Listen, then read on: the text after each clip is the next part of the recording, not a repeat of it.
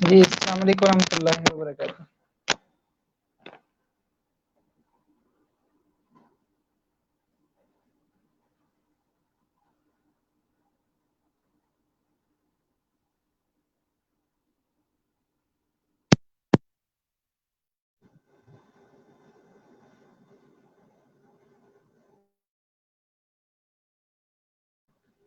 السلام علیکم.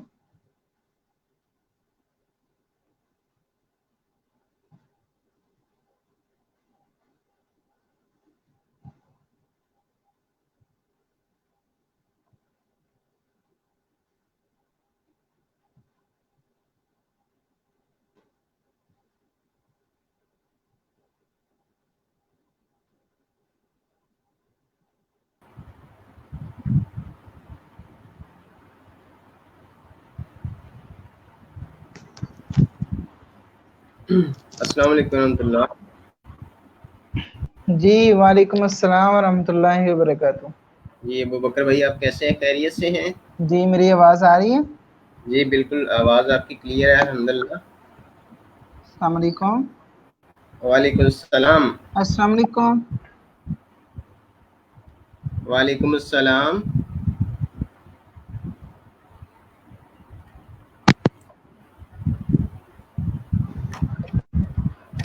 السلام علیکم ورحمۃ اللہ وبرکاتہ. السلام علیکم. جی وعلیکم السلام ورحمۃ اللہ وبرکاتہ. اچھا ابو بکر بھائی آپ کو آواز کلیئر آ رہی ہے؟ جی آپ کی آواز اب آئی ہے، پہلے نہیں آ رہی تھی. اوکے. زیادہ شور تو نہیں ہے؟ نہیں بالکل ٹھیک ہے. اوکے تو ہم انشاءاللہ شروع کریں گے. ہمارے آج کا جو سیشن ہے اس میں ہم رمضان کے حوالے سے خصوصی طور پہ بات کریں گے کہ رمضان جی المبارک جو ہے ہم نے اس کو کس طرح سے گزارا اور کس طرح سے مزید اس کو گزارنا چاہیے ہمیں. تو جی ہمارے آڈینس بھی ہمارا انتظار کر رہے ہیں، اس حوالے سے ہم اس موضوع پہ بات کریں. تو سب سے پہلے ہمارا جو آغاز کریں گے ہم کہ ہماری جو عبادات ہیں، کیا ہم نے آج تک جو رمضان المبارک کے روزے گزر چکے ہیں تو ہم نے اس کے رمضان کی عبادات کا حق ادا کر دیا ہے؟ کس طرح سے ہمیں رمضان المبارک کے عبادات کا حق ادا کرنا چاہیے تھا اور مزید ہمیں کیسے احتیاط کرنی ہے، احتیاط برتنی ہے، تو اس کے حوالے سے ذرا بتائیے گا ذرا. آپ کی آواز جو ہے وہ کٹ گئی تھی اور سمجھ نہیں آئی بات پوری. اچھا ابھی کلیئر ہے؟ ہاں جی. اچھا میں یہ عرض کر رہا تھا کہ ہماری جو رمضان المبارک کے اندر عبادات کے حوالے سے بتانا ہے ہمارے آڈینس کو کہ کیا ہم نے عبادات کا حق ادا کیا، کس طرح سے ہمیں عبادات کا حق ادا کرنا چاہیے تھا اور کس طرح سے ہمیں مزید احتیاط کی ضرورت ہے.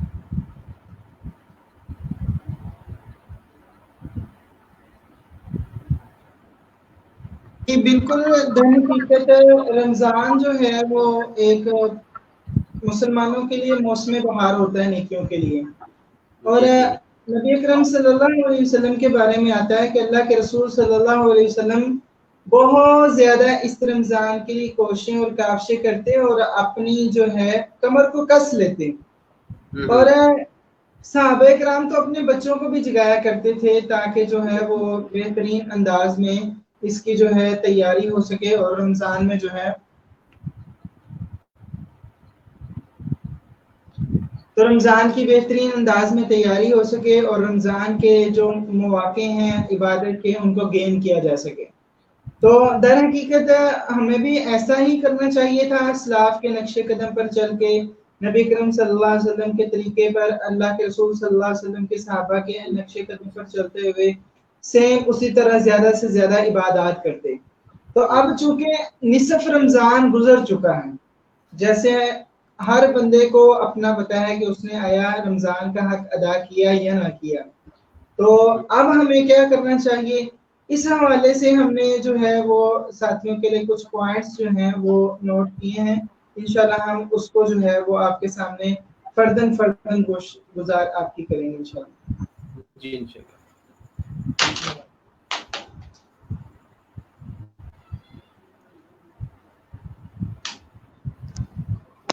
जी अच्छा, इस हवाले से हमारे मतलब कि कुरान मजीद की जो तिलावत है उसका एहतमाम आ जाता है कि वो मतलब कि करनी चाहिए। क्या ये ज़रूरी है कि हम एक आध कुरान मजीद जो है उसको जो है ना वो मुकम्मल रमज़ानुल मुबारक में उसको पढ़ें, मुकम्मल करें इसको?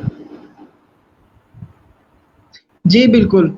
दर हकीकत ये जो रमज़ान है इसको कुरान का महीना भी कहा जाता है। दर हकीकत इसमें इस हवाले से कुरान मजीद में बहुत ज़्यादा रहनुमाई मौजूद है। जैसे मारूफ आयात जो हैं वो उनकी आप तिलावत सुनते रहते हैं, जैसे शहर रमज़ान अल्लज़ी उन्ज़िला फ़ीहिल कुरान। इसी तरह अल्लाह रब्बुल इज़्ज़त सूरा जो है कदर में इरशाद फरमाते हैं इन्ना अंज़लनाहु फ़ी लैलतिल क़द्र। इसी तरह ये दर हकीकत रमज़ान का ज़िक्र है यहाँ पर। तो चूँकि कुरान मजीद रमज़ान में नाज़िल हुआ तो रमज़ान के साथ कुरान मजीद का गहरा तल्लुक़ है, और तो रमज़ान में कुरान मजीद की बहुत ज़्यादा तिलावत करनी चाहिए। अगर कोई इंसान कहे कि भी इसमें क्या ज़रूरी है, तो नबी अकरम सल्लल्लाहु अलैहि वसल्लम सैयदना जिब्रील अमीन अलैहिस्सलातु वस्सलाम के साथ कुरान मजीद का दौर करते थे। तो इस हवाले से अल्लाह के रसूल सल्लल्लाहु अलैहि वसल्लम का उसवा भी है, और इसकी अहमियत यहाँ से नाज़िल जो है शुदा है कि जिब्रील अमीन आए और उन्होंने अल्लाह के रसूल सल्लल्लाहु अलैहि वसल्लम से कुरान का दौर किया। तो जब कुरान मजीद फरिश्तों ने अल्लाह के रसूल सल्लल्लाहु अलैहि वसल्लम के साथ आकर दौर किया तो इससे इसकी अहमियत बहुत ज़्यादा नज़र आती है। तो कुरान मजीद ख़त्म करना जी और जी एक ख़त्म कर लेना, 2 ख़त्म कर लेना, तो ये इंसान के शौक़ के ऊपर मुनहसिर है। जितना चाहे कर सकता है और इसमें कोई कैद वो नहीं है। और हाँ, कमी की कैद है कि मतलब कम से कम मुद्दत अल्लाह के रसूल सल्लल्लाहु अलैहि वसल्लम ने बतलाई है कि कोई बंदा 3 दिन से ज़्यादा जो है वो जल्दी ना करे कुरान मजीद को ख़त्म करने की। अगर किसी ने ऐसा किया तो गोया कि उसने इसको समझा ही नहीं। तो कुरान मजीद की कम से कम तो हमें एक मर्तबा जो है इसकी तिलावत मुकम्मल कर लेनी चाहिए रमज़ान में। ज़्यादा से ज़्यादा इंसान उसकी कोई कैद नहीं, 3 दिन में कुरान मजीद ख़त्म किया जा सकता है। ये ज़रूरी है कि 3 दिन से कम दिनों में आप कुरान मजीद को ख़त्म ना करें। क्या उसका इस तरह से उसको लिया जा सकता है कि ये एक बोझ सर से उतारा जाता है या कुछ इस तरह का मामला? कुछ लोग कैसे कैसे? होते हैं कि जिनको कुरान मजीद जो ज़्यादा तेज़ी के साथ लेते हैं और जल्दी हाँ ख़त्म जी, कर लेते हैं। हाँ जी। तो उनके कुरान लिए मजीद क्या है कि वो जल्दी से 2 दिन में ख़त्म कर लेते हैं कि तो उसमें क्या कबाहत आ जाती है? अल्लाह के रसूल सल्लल्लाहु अलैहि वसल्लम की जहाँ पर हमें कोई ना कोई नस मिल जाती है, हदीस मिल जाती है, कुरान मजीद की आयत मिल जाती है, कहीं पे मना शरीयत में आ जाता है, तो उस काम के करने से हमें रुक जाना चाहिए। वमा आताकुम रसूल फखुज़ू वमा नहाकुम अन्हु फंतहू। अल्लाह के रसूल सल्लल्लाहु अलैहि वसल्लम हमें जो दे दें वो हमें ले लेना चाहिए, और जो अल्लाह के रसूल सल्लल्लाहु अलैहि वसल्लम जिस बात से हमें मना कर दें उस बात को हमें छोड़ देना चाहिए। तो इसलिए कुरान मजीद का मना मौजूद है। कुरान मजीद की तिलावत 3 दिन से कम वक़्त में मना जो है वो मौजूद है कि भी 3 दिन से कम वक़्त में कुरान मजीद नहीं पढ़ना चाहिए। तो 3 दिन जो है वो इंसान के पास खुले हैं, उसमें इंसान कर सकता है। बाकी कुछ लोग इस बात में करते हैं कि भई हुफ़ाज़ इकराम जो है वो एक-एक दिन में पूरा जो है वो कुरान मजीद सुना देते हैं। दर हकीकत ये उनकी तदरीस का एक अंदाज़ है और उनके इम्तिहान का ये एक मरहला है, और इस हवाले में वो सबकन वो सुनाने की कोशिश करते हैं। तो ये उन लोगों के लिए जो कुरान मजीद पढ़ते हैं और तफ़हीम के साथ, तो 3 दिन से जो है वो इसकी 3 दिन से कम की ममानियत है। बाकी ये है कि ज़्यादा से ज़्यादा इंसान वो 1 माह में पढ़ ले, 1 साल में पढ़ ले, डेली जो है वो तिलावत कर ले, उसमें कोई कैद नहीं। सही। मतलब जी। अगर आप मुकम्मल करना चाह रहे हैं कुरान मजीद को तो उसके लिए 3 दिन का जो है ना वो आपको रखना हाँ जी, चाहिए दिन में। कम बिल्कुल, हो गया बिल्कुल। 1 दिन में आप 10 सिपारे पढ़ लें तो वो काफ़ी होते हैं। जी। तो ये रमज़ान अल मुबारक में इबादत के हवाले से आप नमाज है या इसको मतलब कि नमाज बाज़ औक़ात ऐसे भी हो जाता है कि बंदा सुस्ती कर जाता है, तो इस हवाले से क्या फरमाएँगे आप? दर हकीकत नमाज जो है वो इंसान के साथ दिन में 5 मरतबा वो मुंसलिक है, और ये हमें चूँकि हमारे ऊपर फ़र्ज़ है और हमें इसका बहुत ज़्यादा एहतमाम करना चाहिए। जी रमज़ान एक ऐसी चीज़ है, अभी थोड़ी देर पहले मैं मुताला जो कर रहा था उसमें, रमज़ान में हमारी सारी इबादत यकजां हो जाती हैं। अल्लाह रब्बुल जी इज़्ज़त ने ये मोमिनों पर बहुत जो है ना वो, अब देखें जैसे मुख्तलिफ इंसान हैं, मुख्तलिफ तबीयतें हैं, मुख्तलिफ अंदाज़ हैं, मुख्तलिफ सलीके हैं। रमज़ान में सारी तबीयतें, सारे सलीके, सारे तरीके, हर तरह की तबीयतें जो हैं वो रमज़ान में अपने आप को तब्दील कर सकती हैं, यानी कि ये तब्दीली का एक मौका है। और जो सुस्ती हो जाती है, नबी अकरम सल्लल्लाहु अलैहि वसल्लम ने इरशाद फरमाया कि जो शैतान है इंसान के खून में जो है वो गर्दिश करता है और दौड़ता है उसके साथ-साथ, जी और इंसान को जो है वो बुराइयों पर उकसाता रहता है और सुस्ती करवाता है, नेकियों से गफलत करवाता है। तो रमज़ान में ऐसा मामला नहीं है। सारे के सारे जो है जन्नत के दरवाजे खोल दिए जाते हैं, जहन्नम के दरवाजे बंद कर दिए जाते हैं, शैतानों को कैद कर दिया जाता है और फिर वो इंसान के ऊपर ऐसे असरात जो है वो नहीं कर सकते। तो इस हवाले से अब यूँ भी समझ सकते हैं कि ये इंसान की अपनी शख्सियत जो है वो उसके सामने निखर कर आ जाती है कि वो क्या है और कैसा है। तो अल्लाह रब्बुल इज़्ज़त कुरान मजीद में इरशाद फरमाते हैं, हाफ़िज़ू अलस्सलावात वस्सलातिल वुस्ता वक़ूमू लिल्लाहि क़ानितीन, कि नमाज़ों की हिफाजत करो, ख़ुसूसन दरमियानी नमाज यानी असर की नमाज की। अल्लाह के लिए हमें इस हवाले से बहुत ज़्यादा कॉन्शियस होना चाहिए, नमाज़ों की सुस्ती को दूर करना चाहिए। उस लिए हमें, जब इंसान ये चाहता है कि नमाज बाजमात अदा करे और वो अपनी आदत को कायम करना चाहता है, अपने जिस्म को, अपने ज़हन को, अपने दिल को इसका आदी बनाना चाहता है, तो फिर उसको चाहिए कि वो नमाज से पहले मस्जिद में जाके 2 रकात या नवाफिल और सुन्नतें वो अदा करे। ये एहतमाम करने से अगर कभी उसकी सुन्नतें या फ़र्ज़ जो सुन्नतें रह भी गई तो वो फ़र्ज़ जो है वो पालेगा और बाजमात नमाज का आदी हो जाएगा।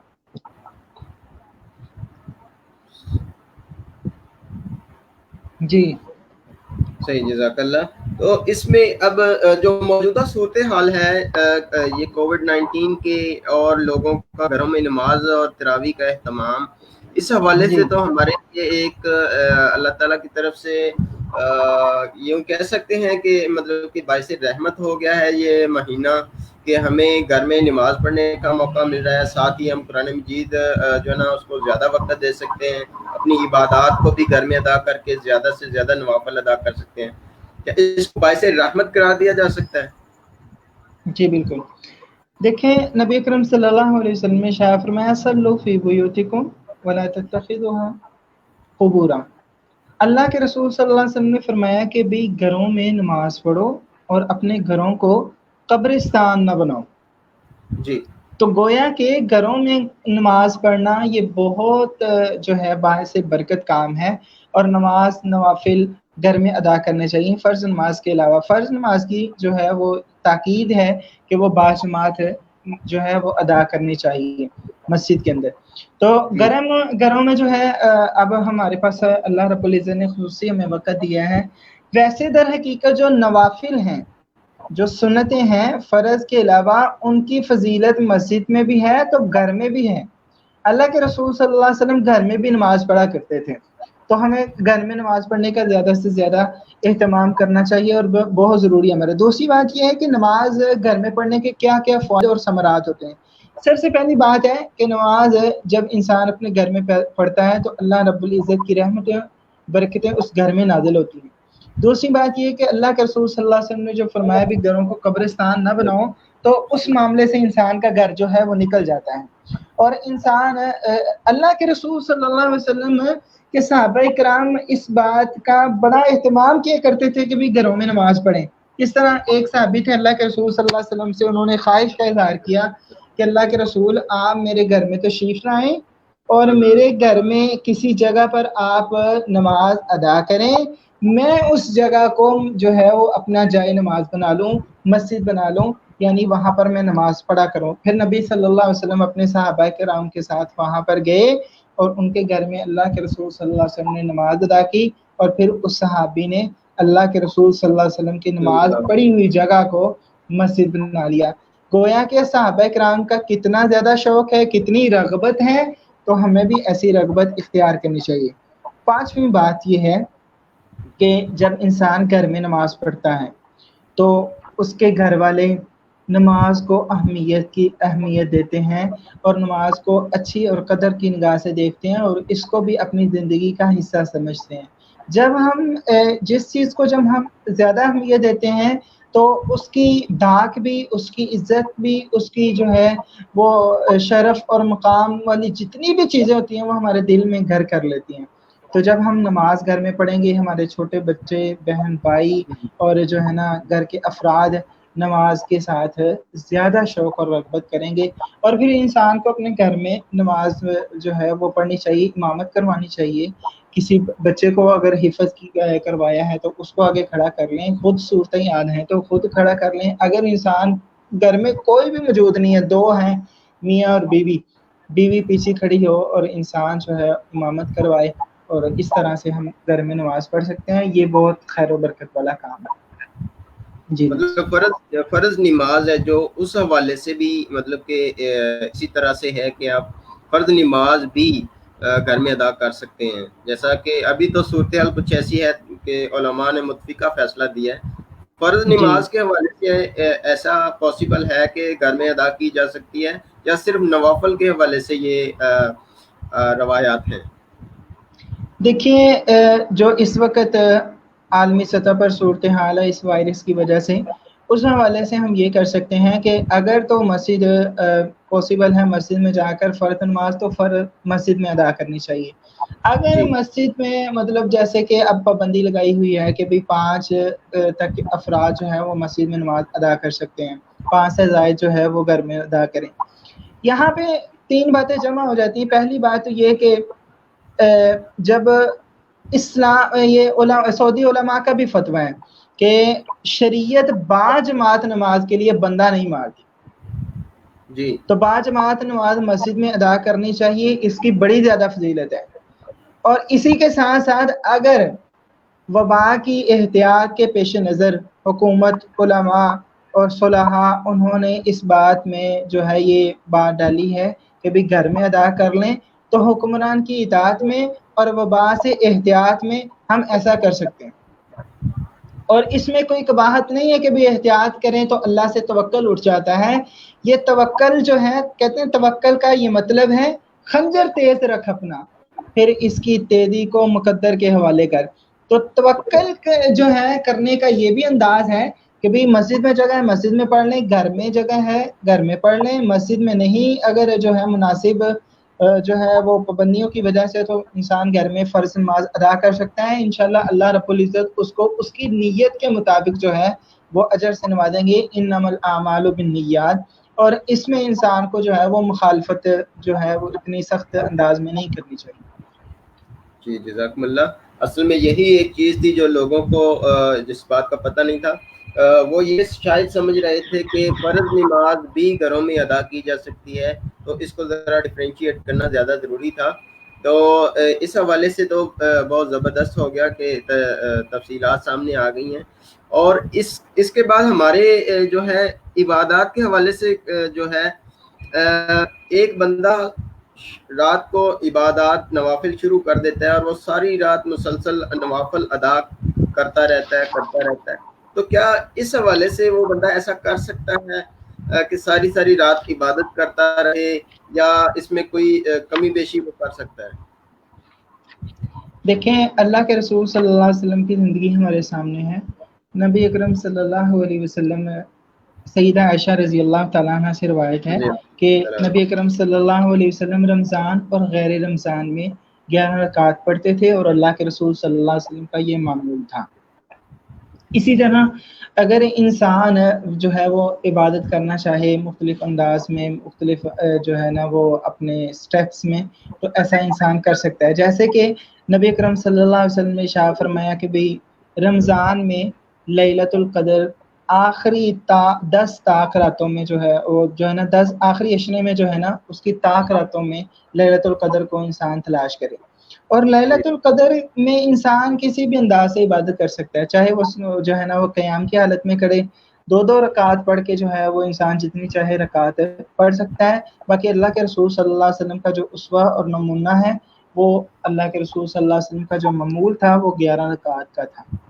जी, ज़्यादा से ज़्यादा इंसान की इसमें कोई कैद नहीं है। बाकी ये है कि उसके पेश नज़र वाली जैसा देखा अलैका हक़्क़ुन कि अल्लाह के रसूल सल्लल्लाहु अलैहि वसल्लम ने फरमाया कि आपके जिस्म का भी आप पर हक है। तो इंसान खुद को मुशक्क़त में डाले और फिर मुशक्क़त में डालकर इंसान जो है वो अपनी सेहत को भी भूल जाए, अपने घर को भी भूल जाए, अपने मामूलात को भी भूल जाए, ये बुरी बात है, ये अच्छी बात नहीं है। इसकी दो जो है वो हमारे पास मिसालें भी हैं। अल्लाह के रसूल सल्लल्लाहु अलैहि वसल्लम घर में आए और देखा कि छत के साथ एक रस्सी बंधी हुई है, तो नबी सल्लल्लाहु अलैहि वसल्लम ने इस्तिफसार किया तो पता चला कि भाई अल्लाह के रसूल सल्लल्लाहु अलैहि वसल्लम के अहल वो इस जो है रस्सी को पकड़ के रात को जो है वो क़याम करते हैं, जब गिरने लगते हैं थक जाते हैं तो इस रस्सी को पकड़ लेते हैं। तो नबी सल्लल्लाहु अलैहि वसल्लम ने फरमाया भी ऐसा जो है वो ठीक नहीं है, अपने जिस्म का भी हक अदा करें। इसी तरह जो है कुछ लोग कहते हैं भाई इंसान इस अंदाज में जो है इंतहा पसंद होकर इबादत जो है वो कर सकता है, इसमें कोई कबाहत नहीं है, ऐसी बात नहीं है। इंसान थोड़ी कर ले, हमेशा करे, और जो है आसान अंदाज में कर ले तो उसके लिए बहुत बेहतरीन है। अपने आप को मुशक्कत में डालना ये अच्छी बात नहीं है। सही हो गया। हाँ। इसी तरह ये भी है नबी अकरम सल्लल्लाहु अलैहि वसल्लम ने, अब देखें दीन बहुत आसान है। नबी अकरम सल्लल्लाहु अलैहि वसल्लम ने इरशाद फरमाया मन कामा मअल इमामी हत्ता यंसरिफ फइन्नहु यादिलु क़ियाम लैलतिन, कि जो शख्स इमाम के साथ क़याम करे यहाँ तक कि इमाम उस जो है क़याम को ख़त्म करवा दे, यानी कि चला जाए, तो नबी सल्लल्लाहु अलैहि वसल्लम ने फरमाया कि तो फिर ये गोया कि उस बंदे ने ऐसे क़याम किया जैसे कि सारी रात क़याम किया। गोया कि अगर कोई इंसान तरावी का एहतमाम करता है और इमाम ने जितनी चाहे तरावियाँ पढ़ाई और फिर उसके बाद चला गया, वो 2 पढ़ा दी, 3 पढ़ा दी, जब तक इमाम पढ़ा रहा है, ठीक है, और उसके साथ उसने वो तरावी अदा की और इमाम चला गया और फिर उसके बाद वो जो है ना वो भी वापस आ हो गया, तो गोया कि अल्लाह के रसूल सल्लल्लाहु अलैहि वसल्लम ने फरमाया कि भाई ये ऐसे ही है जैसे सारी रात उसने क़याम किया। ये जो है रिवायत 3 हदीस की किताबों में है, सुनन इब्न माजा में, सुनन तिरमिज़ी में, सुनन निसाई में 1605 नंबर हदीस है। तो इंसान को अगर ये फजीलत ऐसे ही मिलती है तो उसको पूरी रात जो है अपने आप को परेशान करने की जरूरत नहीं। जी सही। तो मतलब इबादत, इतनी इबादत की जाए जो आप आसानी के साथ कर सकें और अपने ऊपर जो है अपने नफ्स के ऊपर जुल्म न किया जाए कि हाँ जी, सारी रात इबादत करे और फिर सुबह को जो उसकी नींद भी पूरी ना हो और घर वाले भी उसको जो टाइम दरकार है घर वालों को उसका वो भी अदा ना कर पाए उन्हें। जी जी। तो अब एक चीज़ ये आती है कि रमज़ान अल मुबारक में इबादत के हवाले से तो ये है कि बंदा इख्तिसार के साथ और तसलसल के साथ करे। तो बाज़ औक़ात ऐसा होता है कि बंदे की इबादत पूरी हैं, बंदे की तिलावत कुरान पूरा है, रोज़े जो हैं उस हवाले से बंदा कोताही कर जाता है। तो रोज़ों के जो असल हकूक़ हैं, रोज़े के जो हकूक़ हैं उनमें एक तो इबादत मेरे ख्याल में आ जाती हैं कि वो इबादत पूरी अदा करे, 5 वक़्त की नमाज और इस तरह। तो इससे हट के रोज़े के क्या हकूक़ हैं कि बंदा क्या करे कि उसका रोज़ा जो है वो खालिसतन जो जिस तरह अल्लाह की रज़ा है उस तरह वो मुकम्मल हो। अल्लाह के रसूल सल्लल्लाहु अलैहि वसल्लम ने फरमाया कि भाई रोज़ा एक ऐसा अमल है कि नबी सल्लल्लाहु अलैहि वसल्लम ने फरमाया बाकी जितने भी अमाल हैं उनका अजर जो है, उनकी नेकियां जो है वो फरिश्ते नोट करते हैं। लेकिन रोज़ा एक ऐसी चीज़ है कि अल्लाह रब्बुल इज़्ज़त फरमाते हैं भाई इसको मेरे लिए छोड़ दो, अस्सौमु ली व अना अजज़ी भी, इस बंदे ने रोज़ा मेरे लिए रखा तो मैं ही इसको अजर दूंगा। तो चूंकि रोज़ा अल्लाह रब्बुल इज़्ज़त के लिए होता है तो इसका एहतमाम, इसमें इबादत वो भी हमें कुछ ख़ास अंदाज में करनी चाहिए। जैसे देखें सबसे पहले रोज़ा रखने में जो अहम बात है वो ये है कि हम सहरी ज़रूर खाएं। नबी सल्लल्लाहु अलैहि वसल्लम ने इरशाद फरमाया तसहरू फ़इन्न फ़िस्सुहूरि बरका, सहरी करो, सहरी में जो है वो बरकत होती है। सही बुखारी की ये 1923 नंबर हदीस है। तो हमें सहरी अल्लाह के रसूल सल्लल्लाहु अलैहि वसल्लम के इस फरमान के मुताबिक ज़रूर खानी चाहिए। कुछ लोग जो हैं वो रात को खाना खा लेते हैं और फिर सोए रहते हैं, और अज़ान होती है, पानी पिया, कुछ भी पिया और नमाज़ पढ़ ली, तो समझते हैं भाई हमने सहरी भी कर ली। सहरी जो है वो नबी सल्लल्लाहु अलैहि वसल्लम ने फरमाया कि मेरी उम्मत जो है वो खैर में रहेगी जब अपनी सहरियों में ये ताख़ीर और अफ्तार में जल्दी करेगी। तो हमें सहरी अज़ान के करीब करके जो है वो करनी चाहिए, ये रोज़े का ये भी हक है। इसी तरह फिर रोज़ा जब इंसान रख ले तो इंसान को इबादत का अहतमाम ज़्यादा करना चाहिए। उसमें सबसे पहले इंसान को अपने जो है मामूल के मुताबिक, जैसे मैंने एक प्रेजेंटेशन तैयार की कि भाई हम रमज़ान कैसे गुजारें। उसमें पहली बात तो ये सारी वाली होगी। दूसरी ये है कि हमें फजर की 2 सुन्नतें वो लाजमन जो है वो अदा करनी चाहिए, क्योंकि नबी सल्लल्लाहु अलैहि वसल्लम ने फरमाया कि भाई फजर की 2 सुन्नतें जो हैं दुनिया की और दुनिया में जो कुछ है, खैरुम मिनद दुनिया व मा फीहा, और एक हदीस में फरमाया अफजल मिनद दुनिया व मा फीहा, दुनिया भर में जितना कुछ भी है उससे ये अफजल है। तो इसमें हमें ये करना चाहिए कि फजर की अजान हो सहरी के बाद तो हम उसका जो है जवाब दें, और फिर जो है घर में वज़ू करें, और घर में वज़ू करके जो है इन 2 नवाफिल को, 2 जो है सुन्नतों को अदा करें। और नबी सल्लल्लाहु अलैहि वसल्लम ये 2 सुन्नतें बड़ी हल्की पढ़ते, मतलब कोई बहुत ज़्यादा लंबी पढ़ने की ज़रूरत नहीं है। नबी सल्लल्लाहु अलैहि वसल्लम सईदा आयशा रज़ियल्लाहु तआला अन्हा अल्लाह के रसूल सल्लल्लाहु अलैहि वसल्लम की इन सुन्नतों का वक़्त दे के पूछती कि भाई इतना छोटा सा वक़्त है, क़रा बिफ़ातिहातिल किताब, अल्लाह के रसूल सल्लल्लाहु अलैहि वसल्लम इन रकात में आपने सूरह फातिहा पढ़ी है? गोया कि यानी इतनी छोटी अल्लाह के रसूल सल्लल्लाहु अलैहि वसल्लम ये जो है वो सुनते अदा करते। इसमें एक में ये भी रिवायत है कि एक में कुल या अय्युहल काफिरून और दूसरी रकअत में सूरह इखलास की तिलावत करनी चाहिए। इसी तरह हमें रोज़े में फिर हम ये घर में सुनते अदा करें, और फिर जाकर जो है फजर जो है वो बाजमात जो है वो अदा करें, क्योंकि नबी अकरम सल्लल्लाहु अलैहि वसल्लम ने इरशाद फरमाया मन सल्ला सुबह फहुव फी ज़िम्मतिल्लाह, जो बंदा सुबह फजर की जमात जो है वो अदा कर लेता है, नमाज पढ़ लेता है, वो अल्लाह के ज़िम्मे में हो जाता है, तो वो अल्लाह की अमान में आ जाता है, अल्लाह की पनाह में आ जाता है। तो हमें ये रोज़े में एहतमाम करना चाहिए। फिर वो इंसान कसरत से तिलावत कर सकता है, अज़कार कर सकता है, और ये इंसान को जो है वो मामूल जो है दिन भर में चलाना चाहिए।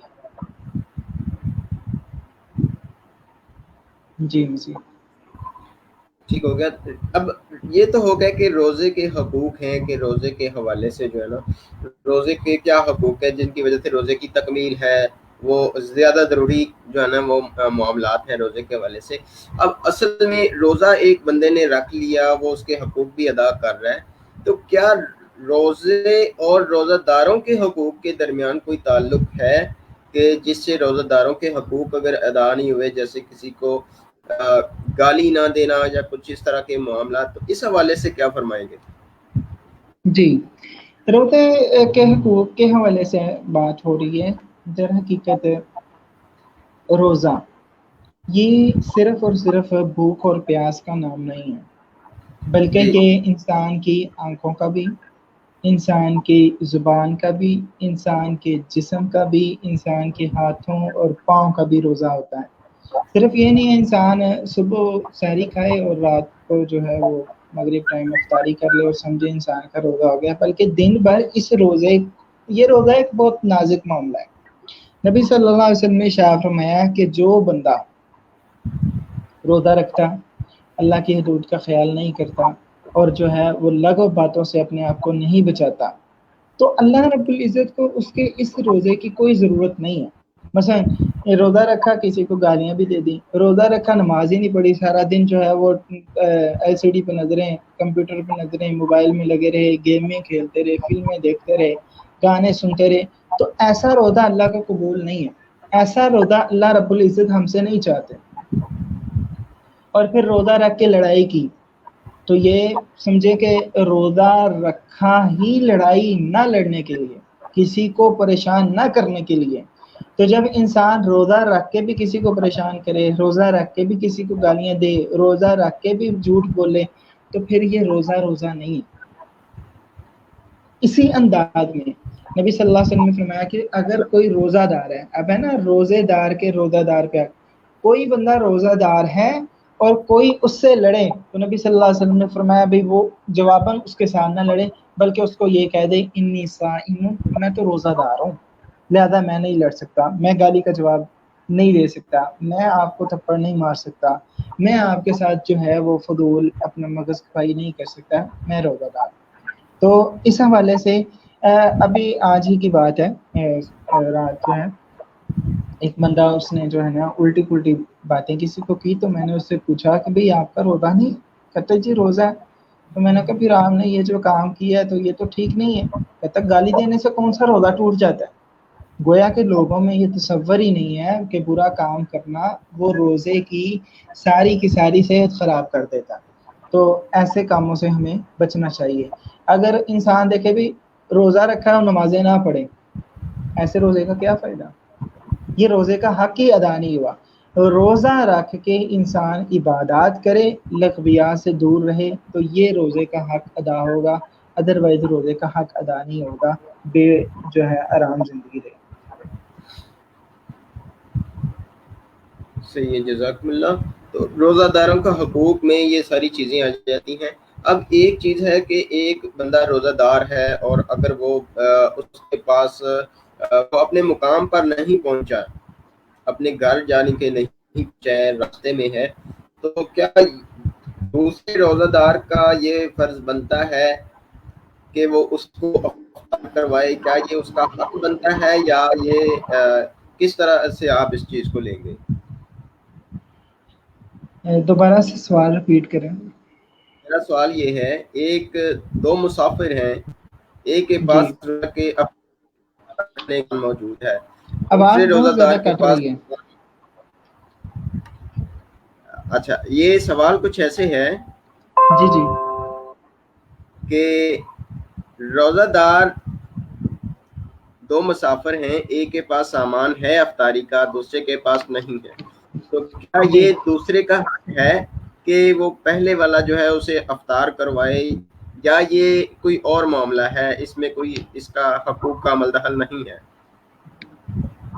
دیکھیں اسلام جو ہے وہ بہت بہترین مذہب ہے اور اس میں اخلاقیات بہت زیادہ ہیں، یعنی کہ جی انسان کو مائنرز اسلام نے بہت زیادہ سکھائے ہیں۔ اب دیکھیں پہلی بات ہے کہ دونوں مسلمان ہیں، دونوں روزے دار ہیں، اور اسی کے ساتھ ساتھ دونوں جو ہے وہ گھر سے باہر ہیں۔ مسافر کے مسافر پر بھی حقوق ہیں، مسلمان کے مسلمان پر بھی حقوق ہیں، روزے دار کے روزے دار پر بھی حقوق ہیں، کتنے ہی حقوق ان دونوں کے پاس جمع ہو جاتے ہیں، ٹھیک ہے۔ اور جب انسان مسافر ہو تو اللہ کے رسول صلی اللہ علیہ وسلم سفر میں جاتے ہیں، صحابہ کرام سفر میں جاتے ہیں تو چیزیں آپس میں شیئر کر لیتے ہیں۔ اسی طرح دیکھیں نبی صلی اللہ علیہ وسلم کے اسوہ سے، اللہ کے رسول صلی اللہ علیہ وسلم کے نمونہ سے ہمیں فضیلتیں ملتی ہیں۔ جب انسان کو کسی فضیلت کا بہت زیادہ ادراک ہو اور اس کی اہمیت کو بہت زیادہ سمجھے تو تب انسان اس کو کرتا ہے۔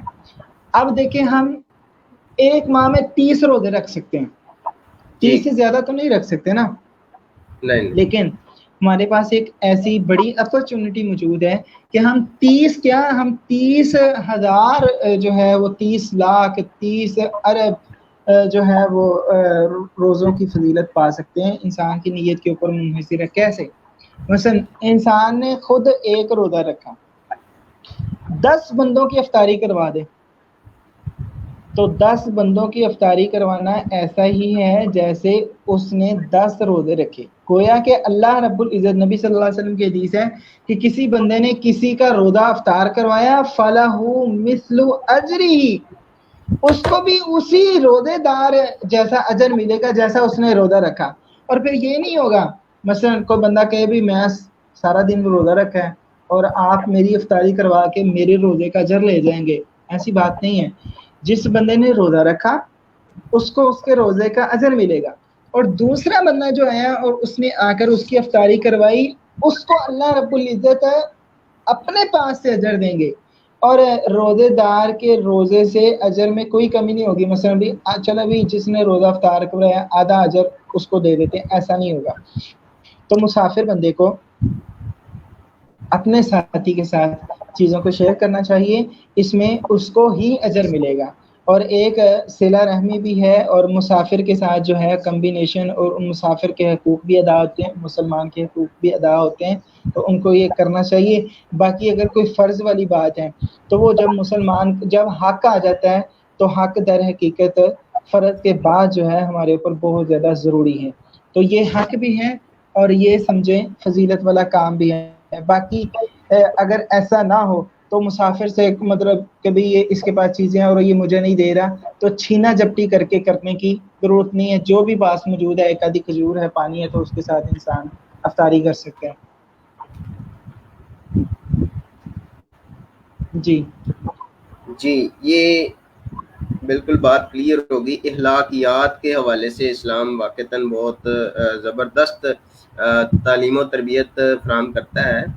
تو اب یہ بات تو کلیئر ہو گئی کہ یہ زیادہ مناسب ہے کہ ایک بندہ دوسرے بھائی کو افطار کروا دے تو اس کا اجر بھی اتنا ہی سمیٹ لے گا جتنا کہ اس نے خود سمیٹا ہوگا. جی تو بالکل. اب بات یہ آتی ہے کہ یہ جو چیز ہے, کیا بندہ ان چیزوں کا ریفرنس دے کے, حوالہ دے کے اللہ تعالیٰ سے مغفرت طلب کر سکتا ہے کہ یا میرے رب کہ میں نے فلاں کے جو ہے نا افطاری کروائی ہے اور اس میں تیری رضا شامل تھی, تو مجھے میرا فلاں گناہ بخش دے, میری فلاں مصیبت. تو کیا یہ اس چیز کا حوالہ بھی آدمی جو ہے نا وہ دے سکتا ہے اللہ سے مغفرت طلب کرنے کے لیے؟ جی, دعا جو کی قبولیت ہے اس میں بہت ساری چیزیں یکجا ہوتی ہیں, اکٹھی ہوتی ہیں, یعنی کہ دعا کی قبولیت کی ایفیشنسی کو بڑھا دیتی ہیں. اس میں ایک بات یہ بھی شامل ہے کہ اپنی نیکیوں کا اللہ رب العزت کے سامنے تذکرہ کرنا, اور اس کو جو ہے بطور وسیلہ جو ہے وہ بنا کر پیش کرنا کہ اللہ رب العزت ایسا کر دے. اس حوالے میں ہمارے پاس ایک نبی صلی اللہ علیہ وسلم نے بہت پیارا واقعہ جو ہے وہ بیان کیا. اللہ کے رسول صلی اللہ علیہ وسلم میں بنی اسرائیل میں 3 لوگ تھے اور وہ ایک غار میں پھنس گئے. جی, اور غار سے نکلنے کا ان کے پاس کوئی چارہ, کوئی راستہ, کوئی آس اور امید نہ بچی. تو انہوں نے پھر آپس میں کہا کہ بھی ہم اللہ رب العزت سے اپنی نیکیوں کا جو ہے وہ تذکرہ کر کے تو دعا کرتے ہیں. اور ان سب لوگوں نے جو ہے تینوں نے دعا کی, اور ان کی دعا میں ایک کی دعا یہ تھی کہ اللہ میں سارا دن جو ہے وہ بکریاں چراتا اور میرے بیوی بچے جو ہے وہ بھوکے اور پیاسے رہتے, اور میں گھر آتا اور دودھ دھوتا تو میں ان کو نہ دیتا, سب سے پہلے اپنے بوڑھے ماں باپ کے پاس جاتا اور ان کو دودھ پیش کرتا, اور جب وہ پی لیتے تو پھر میں اپنے جو ہے پاؤں کے ساتھ چمٹے بھوکے پیاسے اپنے بچوں کو جو ہے وہ دودھ پلاتا. اے اللہ, اگر تجھے میرا یہ عمل قبول ہے جو خاص میں نے تیری رضامندی کے لیے کیا, تیری رضا حاصل کرنے کے لیے کیا, تو اللہ ہمیں اس مصیبت سے نجات عطا کر دے. تو گویا کہ یہ اس انداز میں انہوں نے اپنی نیکیوں کو پیش کر کے اللہ رب العزت دعا کی. اللہ رب العزت نے اس غار کا دہانہ کھول دیا, پتھر جو بڑا سارا تھا وہ ہٹا دیا, اور وہ اس مصیبت سے نکل گئے, ورنہ وہاں بھوکے پیاسے مر جاتے. تو جب یہ ہمارے پاس اسوہ نمونہ ایک آ گیا اللہ کے رسول صلی اللہ علیہ وسلم کی زبان اقدس سے, تو گویا کہ ہم یہ اپنی کوئی بھی نیکی, چاہے وہ کسی کی افطاری کروا کے, ہم ایسا کر سکتے ہیں. اور یہ جیسے کہ ہم نے بات کی کہ یہ دعا کی قبولیت کی ایفیشنسی کو بڑھا دیتی ہے, تو ایسا کرنا اچھی بات ہے. بلکہ انسان کو ایسی نیکیاں بنا کر رکھنی چاہیے کہ مثلاً بھائی میں یہ نیکی کرتا ہوں اور اس نیکی کا میرے ساتھ اللہ کے علاوہ کوئی گواہ نہیں ہے, اور میں یہ خاص اللہ کی رضامندی کے لیے کر رہا ہوں, کسی کو دکھلاوے کے لیے نہیں کر رہا. کل جب میں کسی مصیبت میں اور پریشانی میں ہوں گا تو میں اللہ کے سامنے اپنی اس دعا کو پیش کر کے, میں جو ہے اپنی اس نیکی کو پیش کر کے دعا کروں گا, تو اللہ رب العزت میری دعا کو سن لیں گے. تو انسان کو ایسا ضرور کرنا چاہیے. تو مغفرت اور معافی مانگنے کا بہترین جو ہے وقت ہے وہ کون سا ہے؟ کیونکہ ابھی ہمارے پاس بہترین موقع بھی ہے رمضان المبارک کا, اور اللہ تعالیٰ کی رحمتیں بھی اللہ تعالیٰ نے اس میں بھی وسعت فرمائی ہوئی ہے کہ اللہ تعالیٰ کیا یہ ایک حدیث ہے کوئی ایسی کہ اللہ تعالیٰ آسمان پہ پہلے آسمان پہ آ جاتے ہیں کہ مجھ سے معافی طلب کریں یا مجھ سے مدد طلب کریں؟ تو اس حوالے سے تو ذرا بتائیے گا کہ کون سا وقت زیادہ موزوں ہے عبادت کا اور مغفرت کا؟ جی بالکل، دیکھیں رمضان تو رمضان ہے اور اس کی بڑی فضیلتیں ہیں، اور اس میں نبی اکرم صلی اللہ علیہ وسلم نے ارشاد فرمایا کہ اللہ رب العزت رمضان کی ہر رات لوگوں کو جو ہے وہ مغفرت عطا فرماتے ہیں اور اللہ رب العزت جہنم کی آگ سے آزاد کرتے ہیں۔ تو یہ رمضان کی ہر رات میں ہوتا ہے۔ تو انسان، اور پھر اسی طرح جو انسان ایسا نہ کروا سکے، نبی صلی اللہ علیہ وسلم جو ہے وہ ممبر کی سیڑھی پر چڑھے، مشہور حدیث ہے، اللہ کے رسول صلی اللہ علیہ وسلم نے آمین کہا 3 مرتبہ۔ تو صحابہ کرام نے پوچھا اللہ کے رسول پہلے بھی آپ ممبر پہ چڑھتے تھے لیکن ایسی بات تو نہیں تھی، آپ آمین نہیں کہتے تھے، آج کیوں کہا؟ ان تینوں آمین میں سے ایک آمین یہ بھی تھی کہ کوئی بندہ اپنی زندگی میں رمضان کو پالے اور پھر اپنی مغفرت نہ کروا سکے، اس پر اللہ رب العزت کی بھی لعنت، فرشتوں کی بھی لعنت، اور میں محمد صلی اللہ علیہ وسلم کی بھی لعنت۔ تو گویا کہ رمضان میں اپنی مغفرت کروانا، ایسے اعمال کرنا اور اپنی ذات کے لیے کانشیس ہو جانا اور اپنی معافی تلافی کروانا، اپنے آپ کو جہنم سے آزاد کروانا، یہ ہمارے لیے ضروری ہے کہ ہم ایسے کام کریں۔ تو مغفرت کے لیے کون سا وقت؟ اللہ رب العزت ہے، نبی صلی اللہ علیہ وسلم نے فرمایا کہ توبہ کا در کھلا ہے، مغفرت کا دروازہ کھلا ہے۔ کب تک؟ اس کی لمٹ یہ ہے کہ سورج جو ہے اپنی الٹی سائڈ یعنی مغرب سے طلوع نہ ہو جائے تب تک انسان توبہ کر سکتا ہے۔ اور انسان جب اس کو موت آنے، اور موت کی ایک خاص انسان کے اوپر کیفیت ہوتی ہے اور انسان کے حلق سے آواز نکلتی ہے، وہ آواز نکلنے سے پہلے انسان جو ہے وہ توبہ کر سکتا ہے۔ اور توبہ کرنے کا کیا سلیقہ ہونا چاہیے، کیا انداز ہونا چاہیے؟ اس میں سب سے پہلی بات یہ ہے کہ انسان کو توبہ کی شرائط پوری کرنی چاہیے۔ توبہ کی 3 شرائط ہیں۔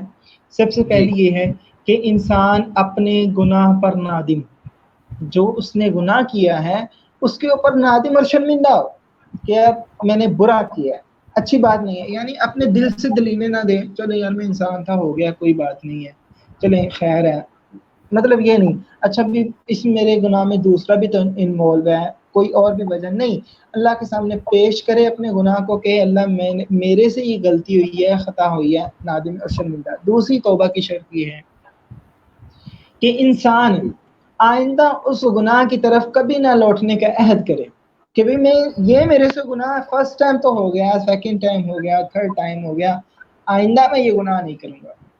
تیسری بات یہ، اگر کسی کا حق اس میں جو ہے وہ غصب ہوا ہے، کسی کا مثلا مال چوری کیا ہے تو اس کا مال واپس کرے، کسی کی دل آزاری کی ہے تو اس کا دل جو ہے وہ صاف کرے، کسی کو جو ہے نا ستایا ہے تو اس کو مطمئن کرے۔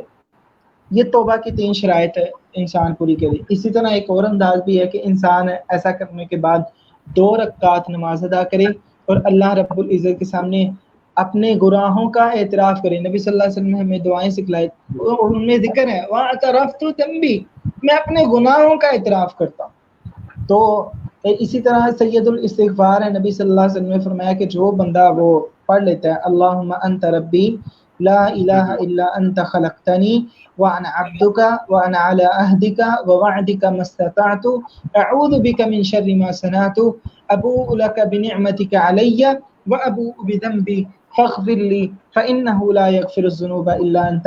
اللہ کے رسول صلی اللہ علیہ وسلم نے فرمایا جو بندہ یہ دعا پڑھ لے، صبح پڑھ لے، شام تک وہ جب بھی فوت ہو جائے تو سیدھا جنت میں جائے، رات کو پڑھ۔ اور اللہ رب العزت یہ ندہ لگاتے ہیں کہ کوئی بندہ ہے جو من یدعونی، وہ کوئی ہے کہ مجھ سے دعا کرے اور جو ہے میں فاستجیب لہ، میں اس سے جو اس کی دعا جو ہے وہ قبول کروں۔ اور اسی طرح اللہ رب العزت یہ بھی کہتے ہیں من یسألنی، کون بندہ ہے جو مجھ سے سوال کرے فاعطیہ، میں اس کو جو ہے عطا کر دوں۔ اسی طرح اللہ رب العزت فرماتے ہیں من یستغفرنی، کون بندہ ایسا ہے جو مجھ سے इस्तिगफार करे फ़अग़फ़िर लहू, तो मैं उसको माफ़ कर दूँ। ये मुत्तफ़क़ुन अलैहि रवायत है, ये बुखारी के अंदर भी मौजूद है और सही मुस्लिम के अंदर भी मौजूद है।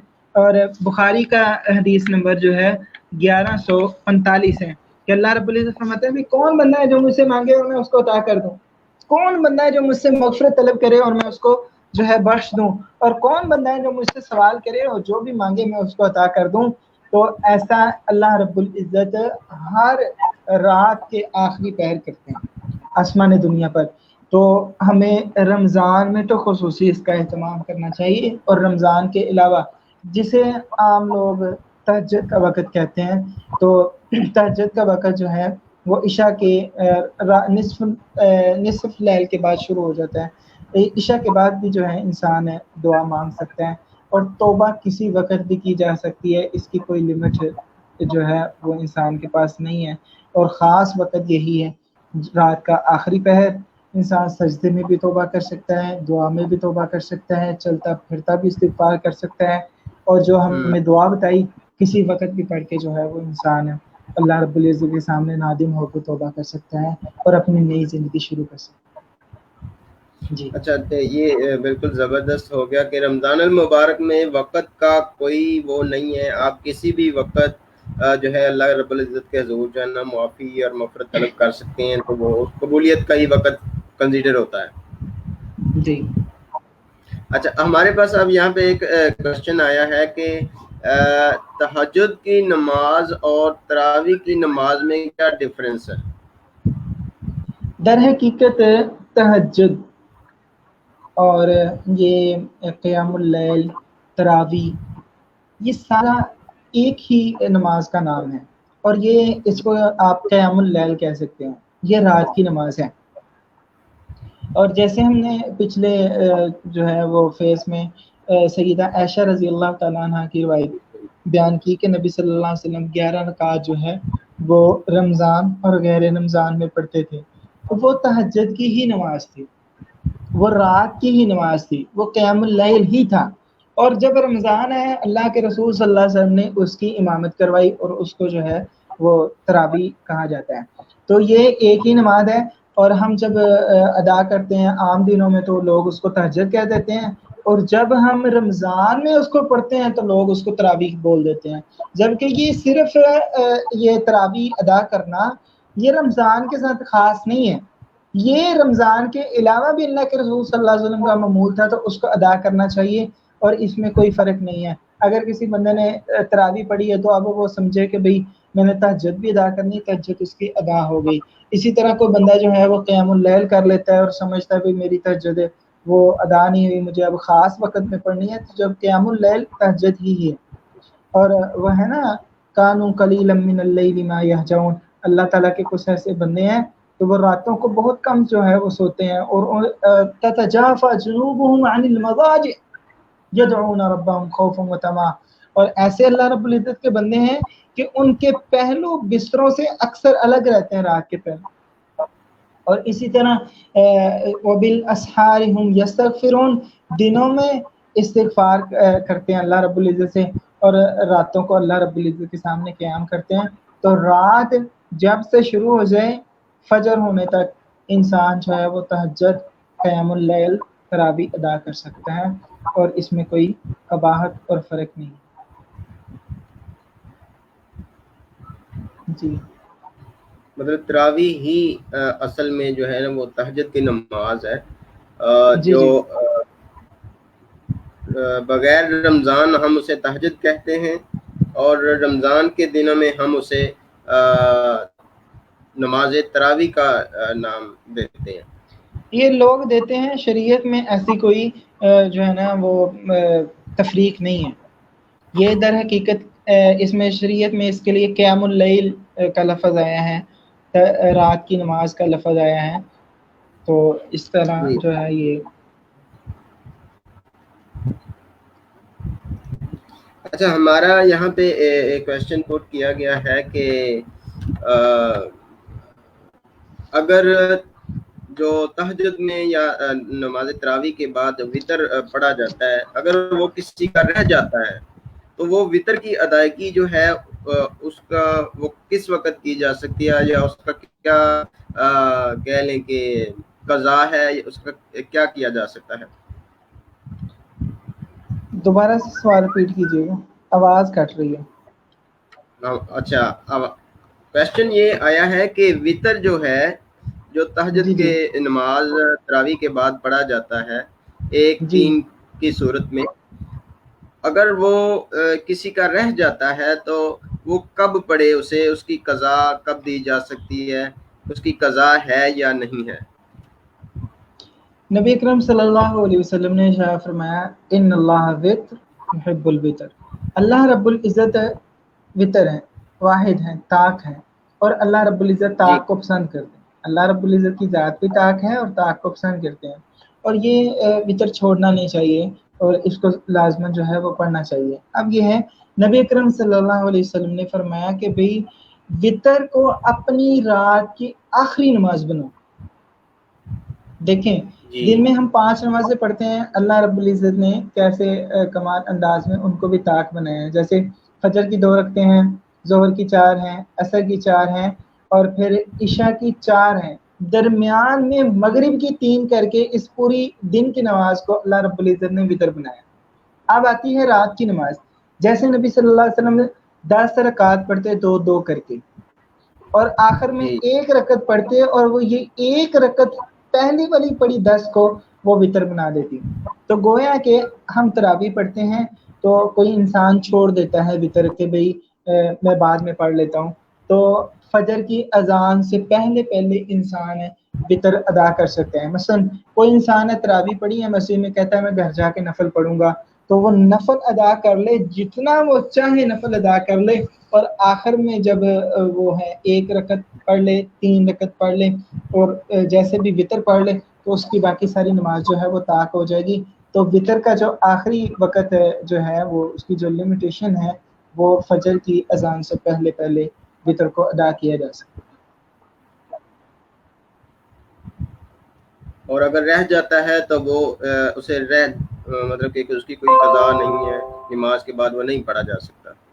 ہاں, کچھ علماء نے اس میں جو ہے ایک صورت بیان کی ہے کہ بھی اگر کسی کا وطر رہ گیا ہے تو وہ جو ہے فجر کے بعد, یعنی سورج چڑھنے کے بعد اس کو یاد آیا یا کسی بھی وقت آیا, تو وہ 1 رکعت پڑھے, لیکن اس کے ساتھ ایک مزید رکعت جو ہے وہ ملا لے قضائی کے لیے, کیونکہ اللہ کے رسول صلی اللہ علیہ وسلم نے ایک جو ہے وہ 24 گھنٹوں کے اندر 2 وطر پڑھنے سے منع کیا, تو اس لیے وہ ساتھ 1 رکعت ملا لیں. صحیح. جی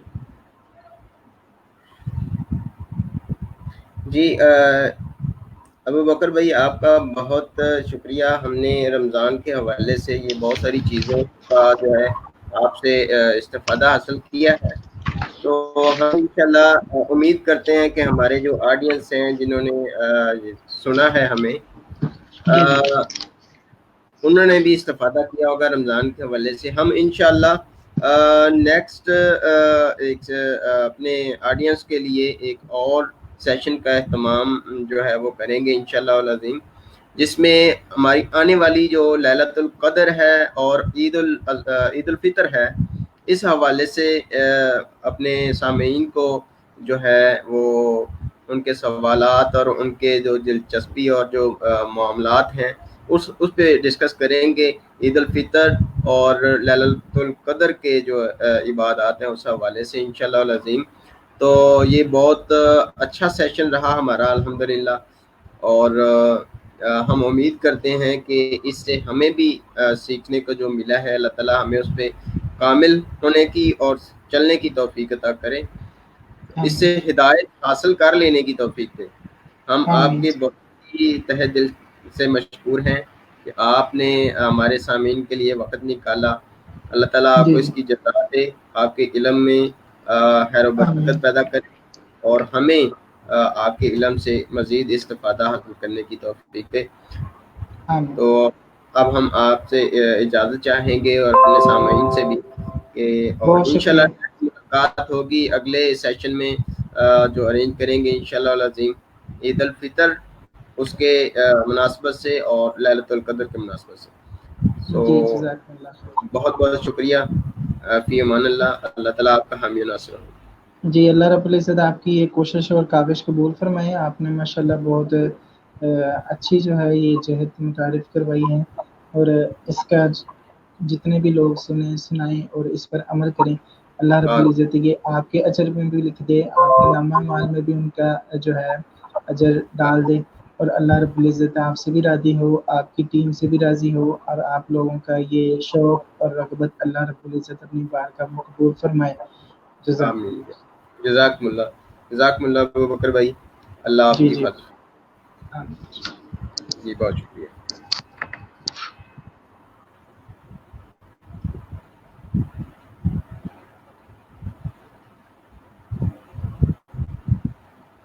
تو سامعین انشاءاللہ ہم ملیں گے اگلے سیشن میں، جس میں ہمارے پاس ہوں گے انشاءاللہ العظیم عید الفطر کے حوالے سے بات ہوگی، اور اس کے علاوہ لیلۃ القدر کی اہمیت، لیلۃ القدر کے دوران، اس کی تلاش کے دوران، آخری عشرے کے دوران عبادات کے حوالے سے خصوصی طور پر انشاءاللہ ہم وقت لیں گے. تو اللہ تعالیٰ سے دعا ہے کہ اللہ تعالیٰ ہمیں مزید اس پہ جو ہے وہ آپ کے لیے بہتر چیز، بہتر بات اور بہتر معلومات لے کے آنے کی توفیق دے، اور اللہ تعالیٰ ہم سب کا حامی ناصر ہو. اب ہمیں اجازت دیجیے. اللہ حافظ.